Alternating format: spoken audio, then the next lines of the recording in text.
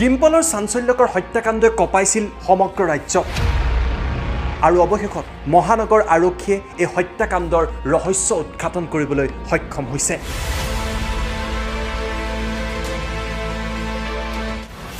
14 বছৰীয়া ডিম্পলক হত্যা কৰিছিল সম্পৰ্কীয় ককায়েক আশিক গুপ্তাই। আৰক্ষীৰ জেৰাত এই কথা স্বীকাৰ কৰিছে হত্যাকাৰী আশিকে। ডিম্পল আৰু আশিকৰ মাজত প্ৰথমতে এক কথাক লৈ কাজিয়াৰ সূত্ৰপাত।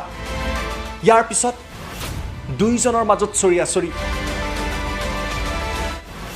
ইয়াৰ পিছতেই ডিম্পলক কুকাৰেৰে আক্ৰমণ কৰে আশিক গুপ্তাই। আশিকৰ এই আক্ৰমণত সংজ্ঞাহীন হৈ পৰে ডিম্পল আৰু ইয়াৰ পাছতেই চুৰিকাঘাত কৰি ডিম্পলক হত্যা কৰে সম্পৰ্কীয় ককায়েক আশিক গুপ্তাই। অৱস্থাত এই সকলো কথা আশিকে স্বীকাৰ কৰা নাছিল, কিন্তু আৰক্ষীৰ মাৰাথান জেৰাত সকলো কথা উল্লেখ কৰিছে আশিক গুপ্তাই। আনহাতে ডিম্পলৰ মোবাইল আশিকে বন্ধুৰ সহযোগত লুকুৱাই ৰাখিছিল।